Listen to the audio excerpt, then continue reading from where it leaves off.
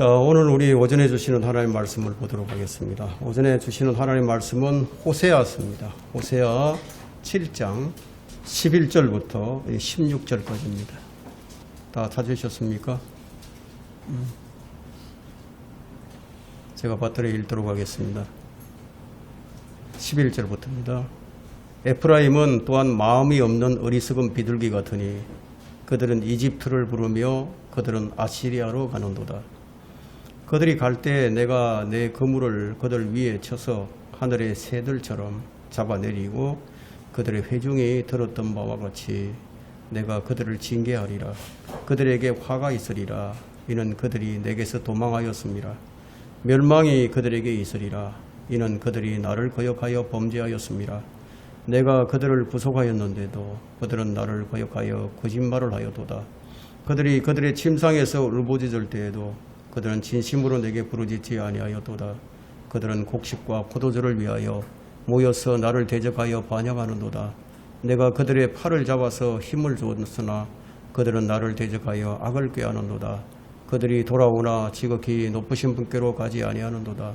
그들은 속이는 활 같으니 그들의 고관들은 그들의 혀의 사나움으로 인하여 칼에 쓰러지리로다.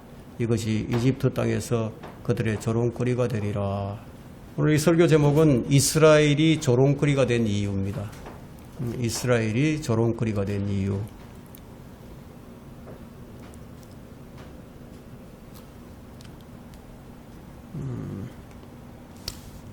이 성경에서 이 비둘기는 순수함, 또 이 순결을 뜻하고 있죠.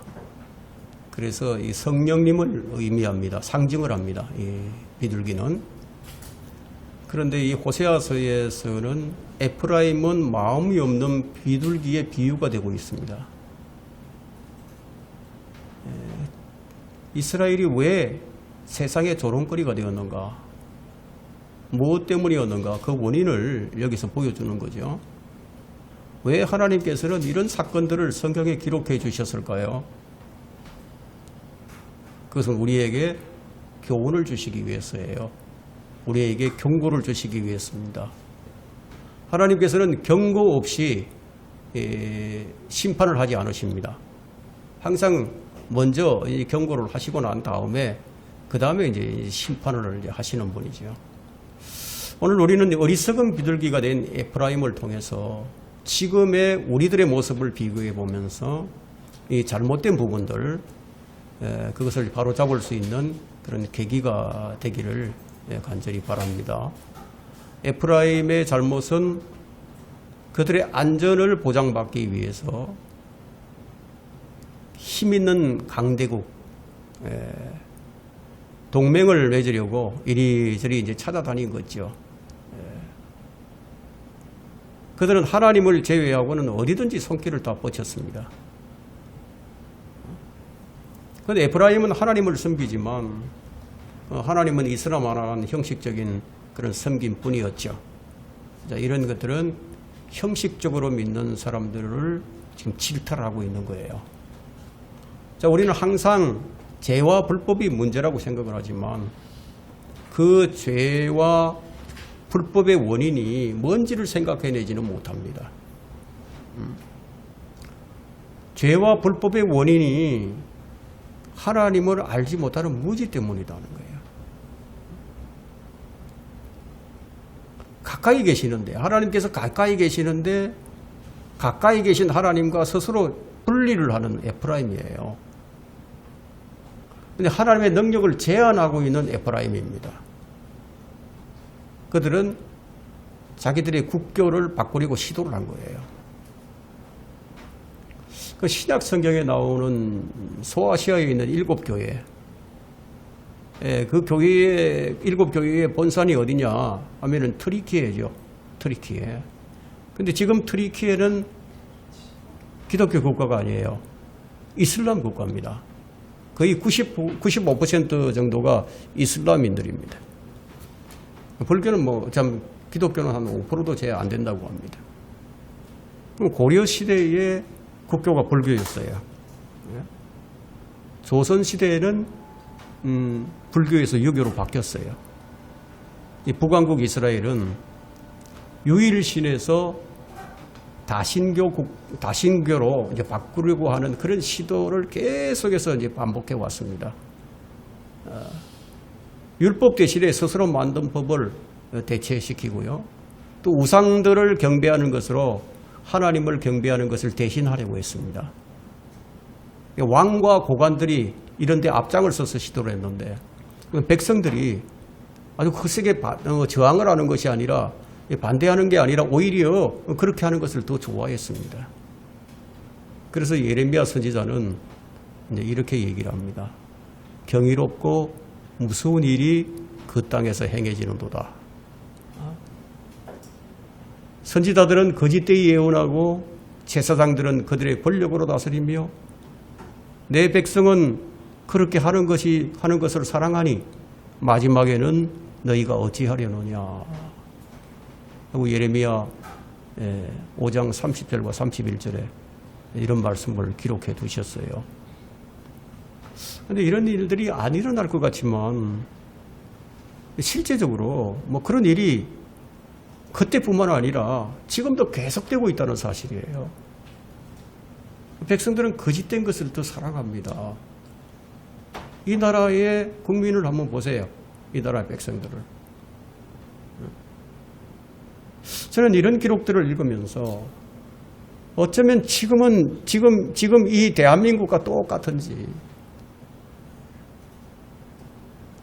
에프라임은 마치 조선시대에서 유교를 믿는 사대부들이 아주 불교를 타파하고 철저히 그 색채를 지우려고 했던 것처럼 그 에프라임 백성들이 하나님을 섬기려고 하는 그 믿음을 그들의 마음에서 하나하나 다 지워나갔던 거예요.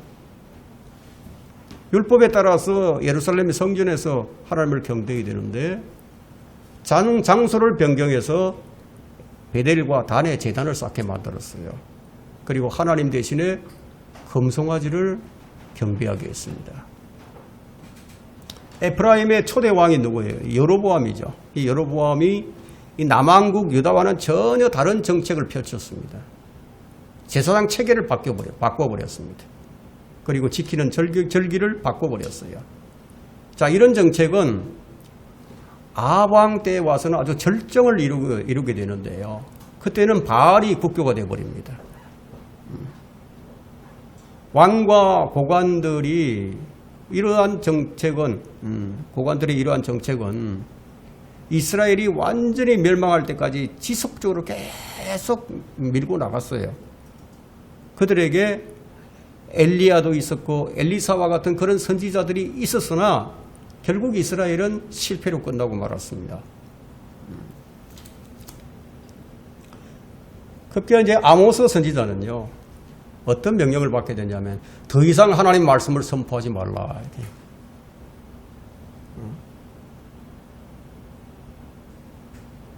더 이상 선포하지 말라. 포기해버렸죠, 하나님께서. 에프라임에는 이제 선지자가 필요 없다 이거죠. 예언도 하지 말라 이거예요. 북왕국 에프라임은 하나님을 버리고 이방 민족들과 같은 우상을 섬기는 다종교, 다문화 시대가 되어버린 거예요. 이것이 북왕국 이스라엘의 정책이었습니다. 이스라엘은 하나님을 섬기는 유일신에서 완전히 떠나버린 거죠. 그럼 이런 이스라엘을 향해서 하나님께서 하신 말씀이 마음 없는 어리석은 비둘기 같다 말씀하신 거예요. 마음 없는 어리석은 비둘기. 첫 번째, 어리석은 비둘기는 하나님 대신에 다른 곳을 찾습니다. 11절을 보세요. 에프라임은 또한 마음 없는 어리석은 비둘기 같으니 그들은 이집트를 부르며 그들은 아시리아로 가는도다. 어찌 그리 생각이 모자라는지. 하나님을 찾지 않는 백성이 그냥 어리석은 비둘기예요. 그래서 신명기 32장 6절에서는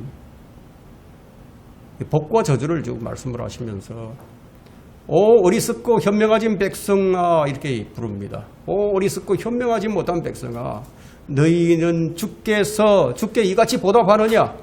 너희가 주께 이같이 보답하느냐? 그분은 너를 사신 아버지가 아니냐? 그분은 너를 지으시고 세우신 분이 아니냐? 이런 말씀이 기록이 되어 있습니다. 은혜를 원수로 갚는 거죠. 에프라임은 그야말로 배은망덕한 백성이었습니다. 이스라엘은 하나님의 은혜를 배교로서 우상섬김으로서 보답하는 백성들이었어요. 받은 은혜를 세귑거리로 바꾸고요. 예수 그리스도를 우스갯거리로 만드는 경건치 아니한 자들은 성경은 어리석은 자라고 말씀하십니다. 신명기 32장 21절에서도 그들은 하나님이 아닌 것으로 내게 질투를 일으키셨으며 그들은 그들의 헛된 것들로 내게 진노를 일으켰으니 나도 백성이 아는 자들로 그들에게 질투를 일으키며 나도 어리석은 민족으로 그들에게 진노를 일으키리로다. 자, 이 말씀은 믿지 않는 사람들에게 주신 말씀이 아니에요. 하나님의 백성에게 주신 말씀이에요. 그러니까 우리 그리스도인들에게 적용시키기가 아주 좋은 말씀이죠. 하나님은 질투하시는 하나님이십니다. 여러분들이 하나님 아닌 다른 것을 사랑하고 하나님 아닌 것을 찾고 있다면 하나님께서 질투하시는 거예요. 하나님의 백성이, 하나님의 자녀가 하나님 아닌 것을 따르게 될 때 하나님께서 질투하신다는 거예요. 다른 곳에 도움을 청하러 가고 다른 것을 의지할 때 하나님께서 어떻게 하실 것인가, 그것을 12절에서 보여주십니다. 그들이 갈 때 내가 내 그물을 그들 위에 쳐서 하늘의 새들처럼 잡아내리고 그들의 회중이 들었던 바와 같이 내가 그들을 징계하리라. 그물을 쳐서 잡아내리겠다. 징계하시겠다. 에프라임이 다른 의지할 나라를 찾아갈 때 그들의 하나님은 뭐가 되는 거예요? 지금 어디로 찾아갑니까? 아시리아로 찾아가죠. 그럼 아시리아가 하나님이 되는 것이고 이집트를 찾아가면 이집트가 하나님이 되는 거예요. 그러니까 탐욕하는 사람은 탐욕이 자기 하나님이 되는 거고, 배를 채우려고 하면 배가 자기 하나님이 되는 거예요. 신약 성경에서 그렇게 얘기를 하고 있죠. 그러니까 하나님께서 그냥 두지 않는다는 거예요. 그 멸망의 원인이 무엇입니까? 하나님이 아닌 것을 하나님으로 섬기는 거예요. 우상에게 하듯이 경배를 하는 거예요. 우리가 경배를 드리는 이 자리, 이 예배를 드리는 이 자리가 만일 이 세상 것들이 들어와가지고 우상을 섬기듯이, 우상에게 경배하듯이 그렇게 하나님을 경배해 보세요. 어떻게 되겠느냐는 거예요. 성경이 말하고 있는 어리석음은 주를 알지 못하는 무지예요. 주의 백성이 주를 잊어버립니다.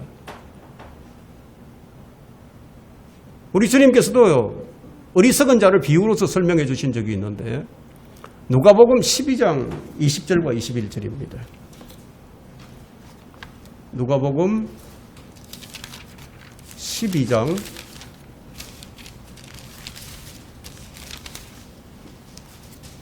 20절과 21절 봅니다.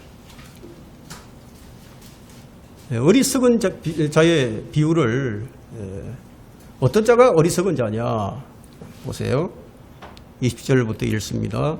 그러나 하나님께서 그에게 말씀하시기를 너 어리석은 자야, 오늘 밤 네 혼을 네게서 앗아가리니 그러면 네가 장만한 그것들이 누구의 것이 되겠느냐 하시니라. 그러므로 자신을 위하여 보물을 쌓아두고 하나님 앞에 부요하지 못한 자는 다 이러하니라고 하십니다. 부자가 재물을 많이 쌓았어요. 엄청나게 재물을 쌓았어요. 그런데 하나님 앞에는 부요하지 못한 자였습니다. 그 내가 지혜로운 자인지 아니면 내가 어리석은 자인지 이런 말씀으로 비교해 보면 아는 거예요. 나는 이런 면에서 좀 어리석은 점이 있구나. 나는 이런 점에서 내가 지혜롭지 못하구나. 여러분 세상에 지혜로운 자들이 얼마나 많이 있습니까? 그런데 주님께서 여기서 하시는 말씀이 뭐예요? 너 어리석은 자야 이렇게 말씀합니다. 그럼 누가 지혜로운 자입니까? 어떤 사람이 지혜로운 자죠? 성경대로 하는 자가 지혜로운 자예요. 그래서 바울이 뭐라고 얘기합니까? 성경대로 하고 있는지 안 하고 있는지, 그러므로 너희가 얼마나 정확히 행하고 있는지 주의하라. 미련한 사람처럼 행하지 말고 현명한 사람처럼 행하여 시간을 사서 얻으라. 이는 그 날들이 악하기 때문이라. 우리가 사는 세상이 이렇게 악해요. 그래서 성경대로 행하고 있는지 확인해 보라는 거죠. 에베소서 1장 15절부터 16절에서 주님이 말씀하시는 어리석음은 하나님을 알지 못하는 이 세상의 지혜로움이 하나님께는 어리석음이라는 거예요. 반면에 하나님의 지혜는 멸망하는 사람들에게는 어리석음이 됩니다. 우리가 나가서 복음을 전하죠. 그럼 믿지 않는 자들에게는 이것이 어리석음이에요. 그 사람들이 생각할 때 정말 어리석게 여겨지는 거예요. 그래서 십자가를 전파하는 것이 멸망하는 자들에게는 어리석은 것이지만 구원받은 우리들에게는 하나님의 능력이라 이렇게 말씀하는 거예요. 우리 믿는 자들에게는 이 복음이 하나님의 능력인데 믿지 않는 자들에게는 정말 어리석게 여겨집니다. 여러분들이 구원받기 전에, 예수 믿기 전에 한번 생각을 해보세요.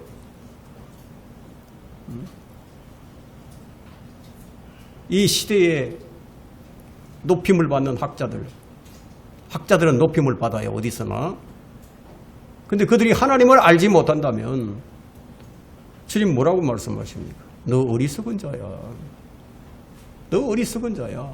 배운 자나 못 배운 자나, 가진 자나 못 가진 자나, 여러분 우상 섬기는 데 있어서는 아주 동일합니다. 못 배우고 정말 무지한 사람들도 우상 앞에 서서는 그냥 절을 하잖아요. 아주 많이 배우고 학식이 높은 사람들도요, 우상 앞에 가서 절을 하잖아요. 똑같아요. 우상 섬기는 일에는. 사도 바울은 많은 사람들이 얀네와 얀보레가 모세를 대적한 것처럼 진리를 대적할 것이라고 예언을 했습니다. 그 진리를 대적하는 사람들은 마음이 부패한 사람들이고 믿음에 관해서는 버림받은 자라고 얘기를 합니다. 그래서 진리를 거슬러서 말하게 되면 그것이 하나님을 대적하는 거예요.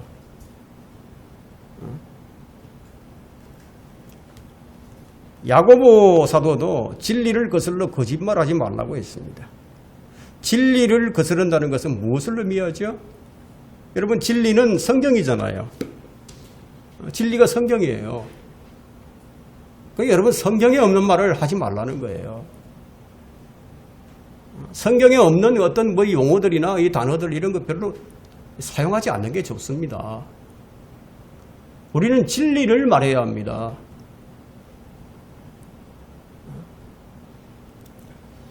잠언을 기록한 이 솔로몬이 내 입이 진리를 말하리니 악은 내 입술에 가정한 것이라. 진리가 아닌 것은 악이라고 단정을 내리는 거예요.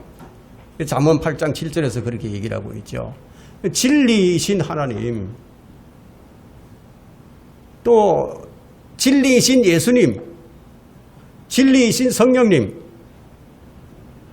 그럼 내 입이 무엇을 얘기해야 됩니까? 진리의 말씀을 드러내야 된다. 그래서 내가 주의 의를 내 마음속에 숨기지 아니하고 주의 신실하심과 주의 구원을 선언하였나이다. 주의 자애와 주의 진리를 내가 그 큰 회중 가운데서 숨기지 아니하였나이다 하고 시편 40편 10절에 말씀하고 있죠. 그래서 왜 이런 말씀을 기록해 두셨을까요? 너희들도 입을 열어서 드러내라, 이런 얘기죠. 진리를 선포하라는 거예요. 촛불을 켜서 말 아래 두거나 촛불을 켜서 침상 아래 두는 어리석은 자는 없겠지만, 그런데 진리를 숨기는 그리스도인들이 의외로 너무 많은 것이 현실입니다. 우리는 진리를 찬양해야 되고 진리를 선포해야 된다. 다윗은 입술로서 찬양을 했습니다. 악기를 가지고 진리를 찬양했습니다. 그런데 잠언 23장 그 23절에는요, 아주 참, 그야말로 기가 막힌 말씀이 있는데, 진리를 사고 진리를 팔지 말라고 합니다. 진리를 사거나 진리를 팔지 말라. 신약 성경에는 이것을 두고 값없이 받았으니까 값없이 주라 이렇게 돼요.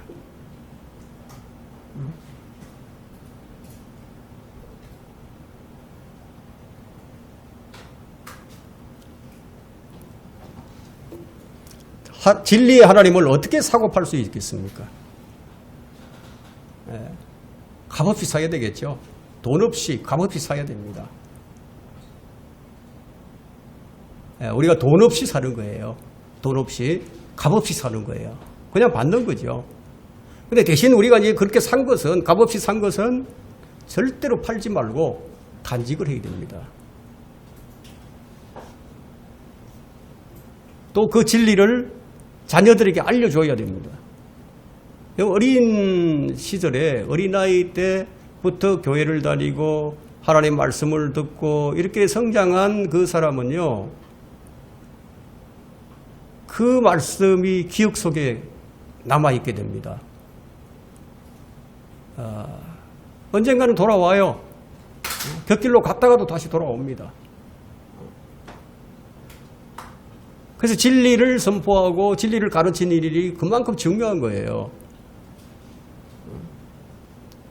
진리는 전파하는 겁니다. 자녀들에게 믿음을 가진 아버지가 얼마나 중요합니까? 자식을 위해서 기도하는 부모, 주의 말씀으로 훈계하는 부모, 만일 믿음을 가진 부모를 만나지 못하였다면 구원받기가 얼마나 더 어려웠을까요?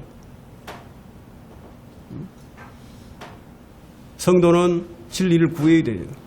그런데 구하기는 그냥 에프라임이 되어서 거짓말을 합니다. 공의를 행하고 진리를 구하지 않아요. 하나님의 백성이라는 자들이 지금 무슨 짓을 하고 사는지 아십니까? 예레미야 5장 1절이에요. 하나님께서 예레미야 선지자에게 이런 말씀을 하셨습니다.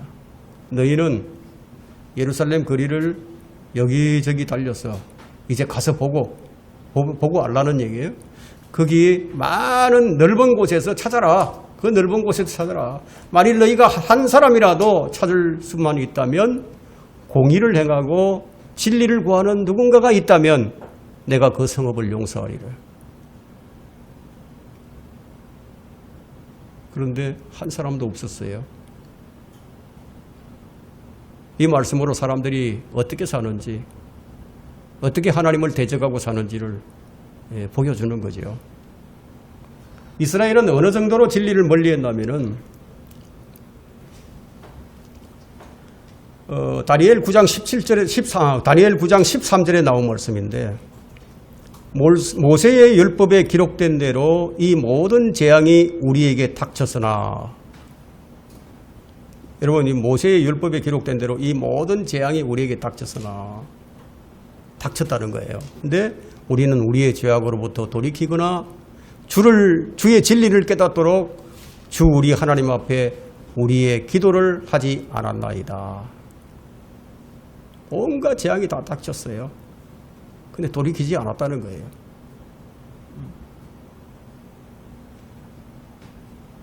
성도가 주의 진리를 깨닫도록 기도하지 않는 것이 얼마나 중요한 일인가를 여러분들이 알아야 합니다. 하나님께서는 우리가 행할 일들이 무엇인지도 알려주셨어요. 우리가 무엇을 행하고 살아야 되느냐. 너희가 행한 일들이 이러이러하니라 하고 우리에게 알려주셨습니다. 스가랴 8장 16절에서. 너희가 행할 일들이 이러이러하니라. 너희 각자는 자기 이웃에게 진리를 말하며 너희 성문들에서는 진리와 또 화평의 재판을 하고, 우리가 해야 할 일이 진리를 말하는 거예요. 바울도 거짓을 버리고 각자 자기 이웃과 더불어 진리를 말하라고 했죠. 왜 우리가 우리 이웃과 더불어 진리를 말해야 하죠?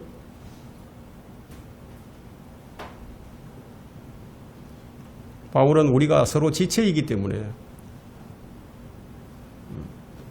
에베소서 4장 25절에서 우리가 지체이기 때문에 거짓을 버리고 자기 이웃과 더불어 진리를 말하라. 하나님께서는 내가 너희를 구속하였는데도, 신약에서는 주님께서 우리를 사셨는데도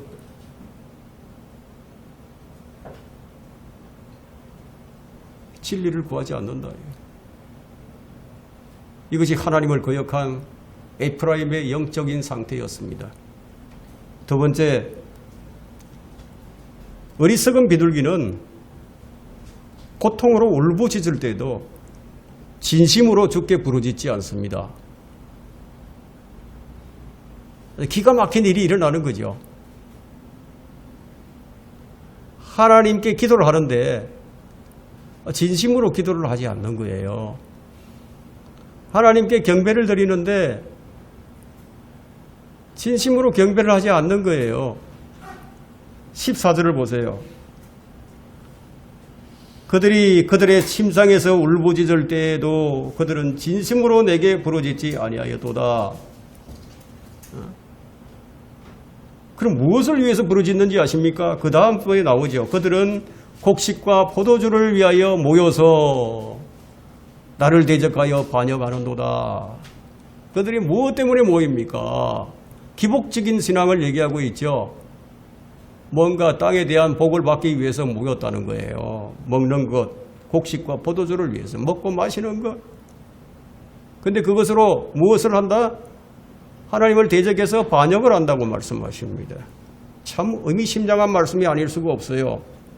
그들은 고난 가운데서 울부짖었지만 그런데 마음을 다하여 주님께 부르짖지 않았습니다. 하나님의 백성들이 고통 중에 있으면서 하나님을 찾지 않는 기이한 현상이 일어난 거예요. 문제가 무엇입니까? 부르짖기는 부르짖는데 진심으로 부르짖는 것이 아니었어요. 전심으로 부르짖지 않았다. 오늘날의 사람들이 억눌림을 당하고 사방이 우겨삼을 당했어요. 그래서 사면초가예요. 그래 울부짖는 거예요. 울기도 하고 원망도 하고 분통을 터뜨리기도 하고 세상을 향해서 분노를 폭발하면서 그렇게 살지만 그런데 어떻게 삽니까? 주님께 부르짖지 않는다는 얘기예요. 성경은 말씀하시기를 만일 네가 그들을 어떻게든 괴롭혀서 그들이 조금이라도 내게 부르짖으면 내가 반드시 그들의 부르짖음을 들으리라 말씀하셨어요.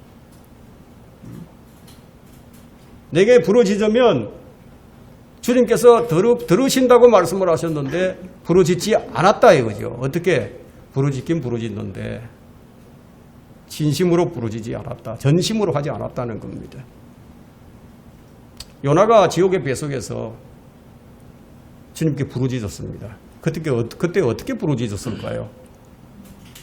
전심으로 부르짖었겠죠. 그죠? 요나 2장 2절에 내가 나의 고통으로 인하여 주께 부르짖더니 주께서 나를 들으셨나이다. 내가 지옥의 뱃속에서부터 부르짖었더니 주께서 내 음성을 들으셨나이다. 전심으로 부르짖는 거예요. 우리는 언제 어디서나 어떤 상황에서든지 주께 부르짖어야 합니다. 그런데 전심으로 해야 된다는 거예요. 우리가 사는 동안 부모나 형제, 친척들이 내게 도움을 주지 못할 때가 많이 있죠. 그죠? 그때 주께 부르짖어야 된다. 그러면 주께서 들으시고 은혜를 베푸신다는 거예요. 그런데 우리가 방금 살펴보았죠. 에프라임은 마음 없는 어리석은 비둘기가 되어서 하나님을 찾는 대신에 이집트를 찾아가고 아시리아를 찾아갔다고. 그럼 우리가 누구를 먼저 찾아야 됩니까? 부모나 우리에게 도움을 줄 수 있는 사람을 찾기에 앞서서 하나님을 먼저 찾아야 되겠죠. 출애굽기 22장 27절에서도 이는 그것이 유일한 덮는 것이며 그것이 그의 피부를 가릴 그의 옷임이니 그가 무엇을 입고 자겠느냐. 그가 내게 부르짖으면 내가 들으리라. 이는 내가 은혜로움이라. 물질의 축복을 얘기하는 거예요. 이것은. 이 말씀에 따라서 이스라엘은 주께 부르짖을 때 그들은 구출을 받았습니다. 압제와 억압으로부터 자유를 얻었어요.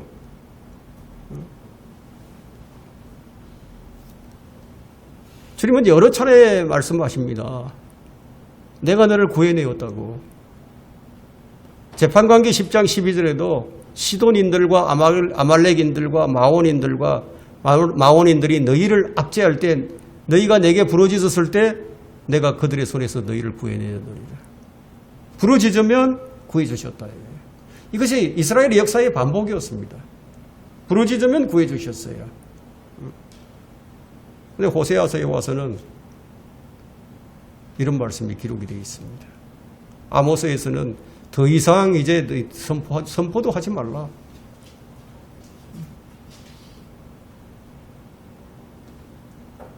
주님께서는 구하라 말씀하셨어요. 찾으라 그러셨어요. 문을 두드리라고 말씀하셨어요. 야고보 사도는 우리가 얻지 못하는 원인이 무엇인지 우리에게 보여줍니다. 야고보 4장 2절부터 3절에는 너희가 갈망하여도 얻지 못하고 너희가 살인하고 갖고자 열망하여도 얻을 수 없으며 너희가 다투고 싸워도 얻지 못하면 이는 너희가 구하지 않았기 때문이라. 또 구하여도 얻지 못하면 너희의 정욕에 쓰려고 잘못 구하였기 때문이라. 에프라임이 구한 것이 무엇이었습니까?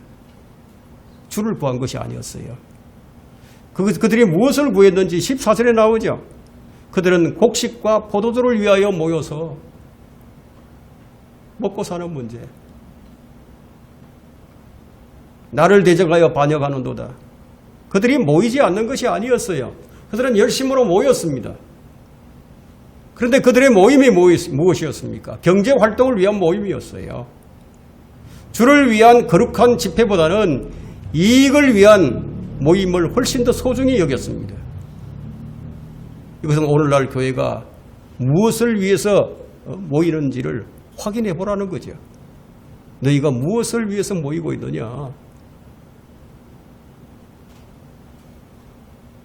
주님을 위한 기도회나 합당한 예배는 무시하지만 곡식과 포도주를 위해서는 온 힘을 다 쓰고 삽니다. 무엇을 위한 모임입니까? 이익을 위한 모임이죠. 로마서 16장 18절에는 그러한 자들은 우리 주 예수 그리스도를 섬기는 것이 아니라 자기들의 배를 섬기는 것이라고 말씀하고 있어요. 자기 배를 섬기는 것이라고. 에프라임이 모인 것은 하나님을 섬기기 위해서 모인 것이 아니라 자기들의 배를 위해서 모였어요. 그럼 오늘날 교인들이 모임 중에 모이는 주된 이유 중에 하나가 무엇입니까? 바로 그것 때문이죠. 왜 모이죠? 명분은 하나님의 영광을 위한 것이지만 그들은 자기들의 배를 채우기 위해서예요. 하나님은 속지 않으신다고. 속지 말라. 하나님은 우롱당하지 아니하시느니라. 교회에 나와 기도하고 예배하고 헌금하는 이유가 무엇입니까? 왜 그렇게 하죠? 몸으로 때워서라도, 돈 없는 자는 몸으로 때워서라도 굳은 일을 마다하지 않고 설순수범을 다합니다. 돈이 많은 사람은 몸으로 때울 수는 없으니까 돈으로라도 때우겠다. 그래서 무엇을 위해서? 장로가 되기 위해서요? 권사가 되기 위해서입니까? 목적이 무엇입니까? 온갖 충성을 다하는 이유가 이런저런 일들을 하면 만사가 잘 되고 가정이 잘 되고 사업이 잘 되는 것이라고. 여러분 믿음도 있고 소망도 있기 때문에 그렇게 한다면요. 잘하는 일이죠. 지성이면 감천이라고 막 그것이 부르짖는 것인 줄 알아요. 그들이 무엇을 모르는 거죠? 성경도 하나님의 능력도 모르는 거예요. 주님을 제대로 섬기려면 자기를 부인하고 희생도 필요하고 고난이 요구됩니다. 그런데 이거는 누구나 싫어하는 것들입니다. 예. 주님을 섬기려면, 정말 제대로 섬기려면 자기를 부인해야 되는데, 자기를 희생을 해야 되는데, 예? 그것들이 요구되는데, 근데 이런 거 다 누구나 싫어하잖아요. 이건 본능적으로 싫어하는 것이거든요. 여기 뭐라고 얘기를 하고 있죠? 곡식을 위하여, 포도주를 위하여.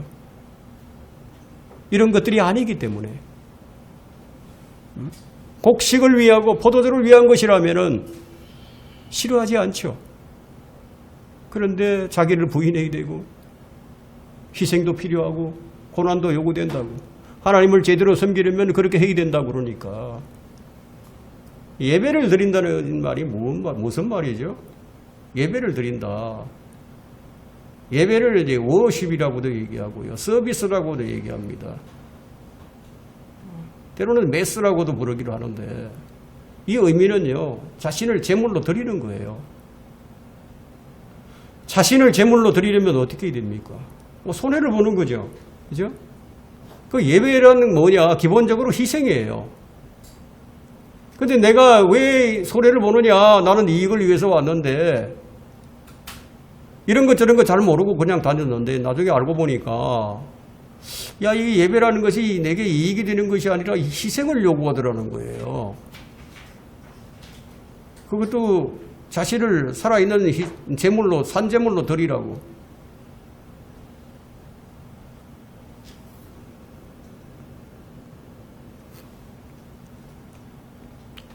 오늘날 교회가 희생을 위해서 모이는 게 아니라 이익을 위해서 모이는 집단이 되어버렸어요. 예배를 드리는 자가 자기 배를 채우기 위해서 사람들의 칭찬과 사람의 인정 때문에 모인다면 그럼 그의 하나님이 누구입니까? 사람이겠죠. 먹고 사는 문제로 모인다면 그들의 하나님은 누구이겠습니까? 자기 배겠죠. 여러분, 주님을 경건하게 따르는 데는요, 모욕과 수치와 멸시가 따르게 됩니다. 때로는 조롱거리가 될 수도 있어요. 신실하게 하나님 섬기면 실로 그리스도 예수 안에서 경건하게 살고자 하는 모든 사람은 박해를 받을 것이라. 모든 사람은 박해를 받는다. 경건하게 살고자 하면은 이익이 아니라 손해가 따라온다는 거예요. 어떨 때는 막대한 손실을 당하게도 됩니다. 근데 반대로 자기 배를 섬기는 자는 손해볼 일이 없죠. 여러분, 배를 섬기면서 은사를 달라고 빌면 그만이니까. 주님께 복을 달라고 빌면 그만이에요. 이런 섬김에는 자기 부인과 희생이 필요하지 않죠. 여러분은 지금 누구를 섬기고 있습니까? 무엇을 섬기고 있습니까? 우리가 이 말씀을 가지고 판단을 해봐야 된다는 겁니다. 성경은 그 열매를 보면 그 나무가 뭔지 알 수 있다고 말씀하셨어요. 주님을 섬기는 일에는 일회성이 되어서는 안 됩니다. 한 번 하고 끝나는 게 아니에요. 지속적이에요. 그렇지 않으면 자기 배를 섬기게 됩니다. 평생 교회를 다니면서도 자기가 주님을 섬긴다고 섬기지만 그건 주님을 섬기는 게 아니라 자기 배를 섬기는 자들이 얼마나 많은지 몰라요. 그들의 결말은 무엇이라고 성경이 말씀을 하시느냐? 그들의 종말은 파멸이며 그들의 하나님은 자기들의 배요. 그들의 영광은 자기들의 수치 속에 들어있고 그들은 땅의 것들을 생각하느니라. 배를 섬기는 자들의 모임. 자신의 배가 하나님인 자들이 모이는 교회. 그런 교회는 언제나 번성하고요. 언제나 사람의 수가 늘어나갑니다. 그러나 구원받았거나 안 받았거나 상관없이 예?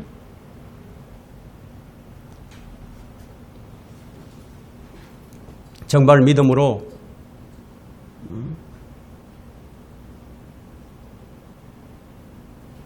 사는 사람이 아니라 어정이 떠정이 다 모여서 교회를 형성하고 있다면 그것이 교회이겠습니까?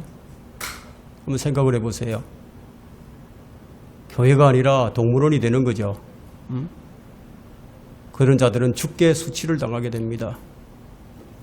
어떠한 고통 중에 있을지라도 주를 찾지 않고 전심으로 주님께 부르짖지도 않아요. 그들의 마음속에는 뭐가 있느냐? 곡식과 포도주로 가득 차 있기 때문에 받으면 좋고 아니면 말고. 이제 중대한 말씀을 전하도록 하겠습니다. 세 번째, 어리석은 비둘기는 은혜를 원수로 갚습니다. 어리석은 비둘기는 은혜를 원수로 갚는다. 배은망덕이죠. 15절입니다. 내가 그들의 팔을 잡아서 힘을 주었으나 그들은 나를 대적하여 악을 꾀하는도다. 악을 꾀하는 에프라임의 팔을 잡아서 힘을 주었다는 거예요. 하나님께서 엘리사 선지자 때에 이스라엘에 침공한 시리아를 3번이나 치신 사건이 있습니다. 시리아가 이스라엘을 침공해 왔습니다. 북왕국 이스라엘을 3번씩이나. 이제 엘리사가 병이 들어서 죽게 되었는데 이스라엘 왕 요아스가 그에게 내려와서 말하기를 오 내 아버지시여 내 아버지시여 이스라엘의 그 병거와 그 기병들이여 하자. 이게 열왕기하 13장 14절에 있는 말씀인데요. 자, 엘리사는 그야말로 그 이스라엘의 북왕국 이스라엘의 강력한 군대와 같은 사람이었습니다. 한 사람이 강력한 군대와 같은 사람이었다. 그래서 엘리사가 요아스 왕에게 활과 화살을 이제 들고 이 동편 창문을 향해서 화살을 쏘라고 얘기를 했습니다. 요아스 왕이 3번을 쏘았어요. 3번밖에 쏘지 않았어요. 그것이 시리아의 침략을 3번 막을 수 있게 해주신 것인 줄 그거 누가 알았겠습니까? 주님께서 요아스 때에 그의 팔을 강하게 하셔서 시리아의 침략을 물리칠 수 있게 해주셨어요. 그럼에도 그들은 하나님을 의지하고 부르짖는 대신에 악을 꾀하고 구원의 주를 대적했습니다. 은혜를 입었지만 그 은혜를 보답하지 못하는 사람은 그런데 그 은혜가 오히려 그에게 재앙이 될 수 있다. 주님께 받은 은혜를 악을 꾀하는 데 사용하는 자들이 너무 많죠. 악을 꾀해서 하나님을 대적한다. 악을 꾀하는 것이 하나님을 대적하는 것인 줄 몰라요.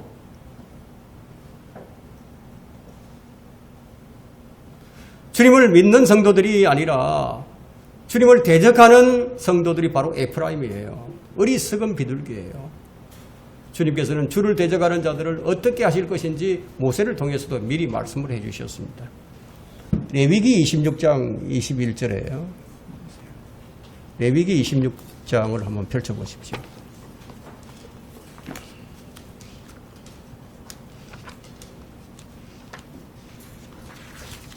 (26장 21절)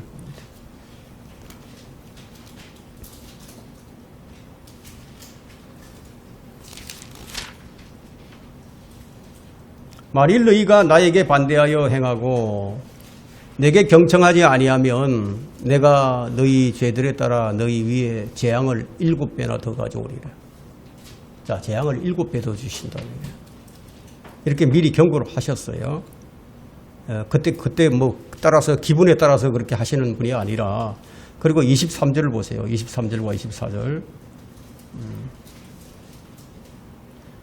만일 너희가 이런 일들로 인하여 나에게 고침받지 않고 내게 반대하여 행한다면 나 역시 너희에게 반대하여 행하고 너희 죄들에 대하여 너희를 7배나 더 벌할 것이라. 근데 가벼운 징계를 먼저 주시죠. 그 잘못한 것에 대한 그 7배 재앙, 7배로 재앙을 주시겠다. 미리 이제 경고가 그들에게 주어졌습니다. 그렇게 하시겠다. 사람이 주님을 대적하면 주님께서도 그 사람을 대적하십니다. 요즘 교인들이 말하고 있는 하나님은 사랑이시다. 사랑의 하나님과는 거리가 너무 멀어 보이죠. 주님께서 구원의 손길을 주셨는데도 주를 따르지 않는 자들을 주께서 어떻게 대적하시는가? 레위기 26장에서 3번이나 경고하신 거예요. 이 경고에 따라서 주님을 대적해서 길을 갔던 에프라임을 향해서 주님께서는 7배의 벌을 내리셨습니다. 이것이 북왕국 이스라엘의 역사예요. 그러면 그리스도인들이 주님을 믿는다, 주님을 따른다, 주님을 사랑한다, 그러면서 주님을 반대하여 길을 걸을 수 있었겠습니까? 그럴 수 있어요? 그럴 수 있어요. 에프라임이 그랬어요. 그러면 주님께서 에프라임에 행하셨던 것처럼 성도들에 대해서도 반대하여 행하시겠습니까? 물론 그렇게 행하십니다.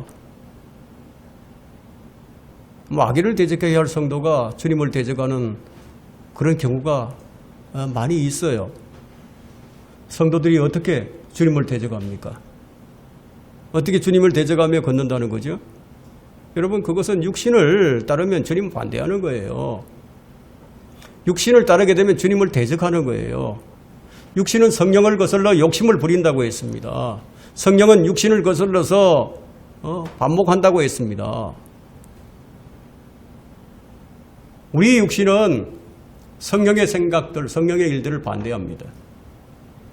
성령을 거역하는 일들이 정말 성도들에게 일어나던 일상이 될 수도 있어요. 왜냐하면 너무나 쉽게 육신을 따르기 때문이에요. 마귀를 대적하라고 했는데 하나님을 대적하는 성도들이 된 거예요. 혼을 거슬러 싸우는 육신의 정욕들을 멀리하라고 하셨는데 돌이키지 아니하고 계속 육신을 따라서 행하게 되면 주께서 어떻게 하시겠습니까? 계속 육신을 따라서 살아간다면 어떻게 하시죠? 베드로전서 3장 12절에는요. 주의 눈은 의인을 향하시고 그의 귀는 그들의 귀에 열려 있으시나 주의 얼굴은 악을 행하는 자들을 대적하시니 악을 행하는 자 대적하신다.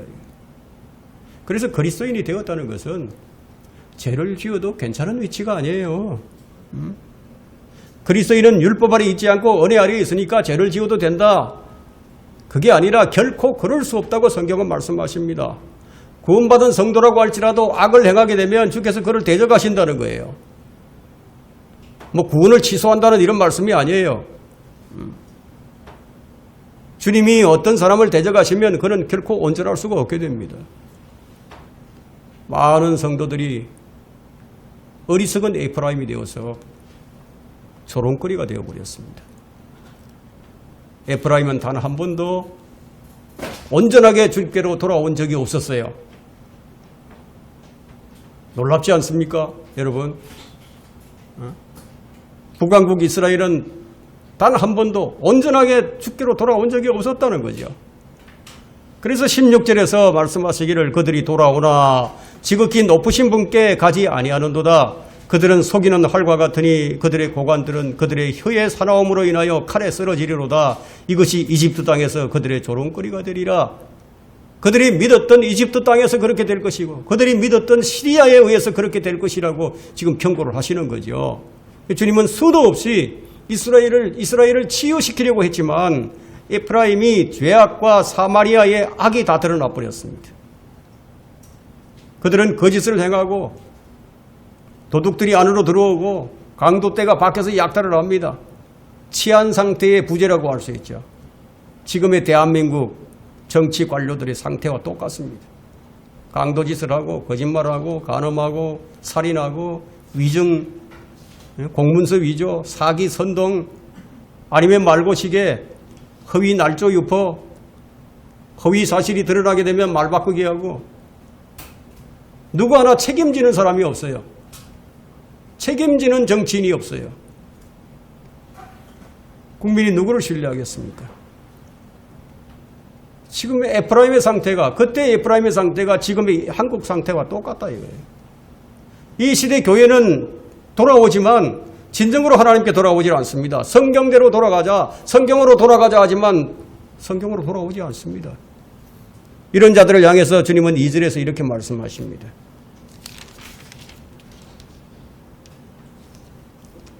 그들은 내가 그들의 모든 악을 기억하고 있음을 그들의 마음속에 생각지 않는도다. 이제 그들 자신의 행위가 그들을 애워쌌으며 그들은 내 면전에 있도다.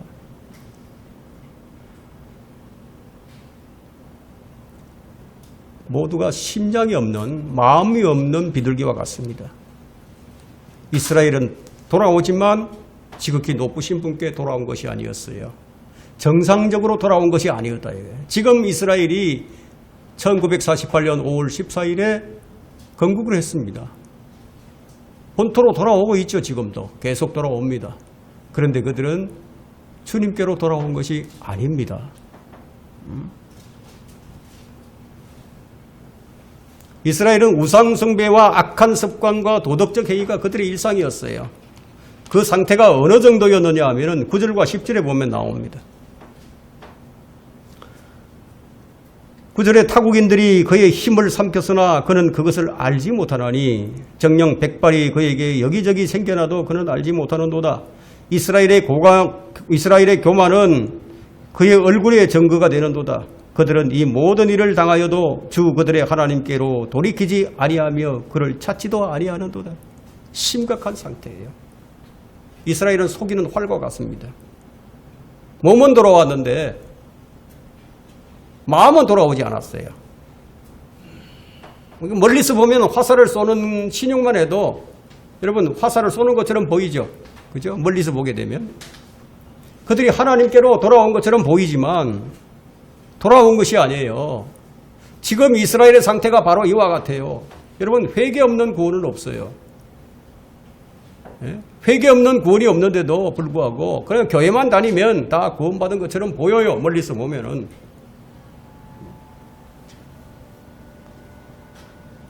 마땅히 교회를 다니는 자는 거듭난 성도여야 되는데 그렇지 않다는 거예요. 그들이 화살을 당겨 쏘았으나 정확하게 관역은 마치지 못할 것이다.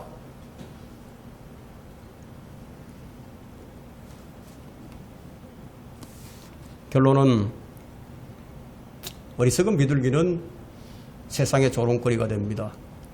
다시 16절을 읽겠습니다. 중간쯤에요. 그들의 고관들은 그들의 혀의 사나움으로 인하여 칼에 쓰러지리로다. 이 정치인들을 두고 하는 얘기거든요. 이것이 이집트 땅에서 그들의 조롱거리가 되리라. 주님께서 사람이 하는 말이 무엇이든지 다 들으시는 거예요. 어떤 빈말이라도 다 주님께서 들으시는 거예요. 그래서 들으신 다음에 어떻게 하실 것인지 주가 말하노라 진실로 내가 살아있거니와 너희가 내 귀에 말한 그대로 내가 너희에게 행하리라. 민수기 14장 28절에서 그렇게 말씀합니다. 우리는 우리가 하는 말 한마디에 세심한 주의를 기울이지 않으면 안 됩니다. 입은 마음에 가득한 것을 말하게 되고요. 그 말한 것은 열매를 맺게 됩니다. 좋은 열매이든 나쁜 열매이든 맺혀지는 거예요. 동서고금을 막론하고 말이 씨가 된다는 말은 진리예요. 어떤 사람은 위정의 씨를 뿌리고요. 또 어떤 사람은 거짓의 씨를 뿌리는 거예요. 그런데 어떤 사람은 복음의 씨를 뿌려요. 어떤 사람은 찬양의 씨를 계속 뿌려요. 누구든지 잘못된 씨를 뿌리게 되면 조롱거리가 될 수밖에 없죠. 성도의 말 한마디가 얼마나 중요합니까? 여러분 말 한마디가 생명을 살리는 일이 될 수도 있고요. 여러분의 말 한마디가 실족하게 만드는 씨가 될 수도 있습니다. 이스라엘의 고관들은 혀를 잘 사용했지만 하나님의 말씀이 아닌 허황된 것들 뿐이었습니다. 에프라임은 이집트의 도움을 청하기 위해서 혀를 잘 사용했지만 오히려 그들에게 이집트에서 조롱거리가 되고 말았습니다. 하나님을 떠난 말의 씨는 사람을 속이는 데는 유용할지는 모르지만 하나님께는 아무 소용이 없습니다. 하나님께서는 이들을 가리켜서 마음이 없는 비둘기 같다. 어리석은 비둘기 같다. 그런 말씀을 하셨어요. 여러분은 그리스도의 피가 흐르고 있는 그런 심장을 가지고 계십니까? 그런 마음이 있으십니까? 그리스도의 피로서 심장이 뛰는 그리스도인, 그리스도의 피가 우리의 영을 타고 흐르는 그런 성도가 되어야 한다는 겁니다. 네, 말씀을 마쳤습니다.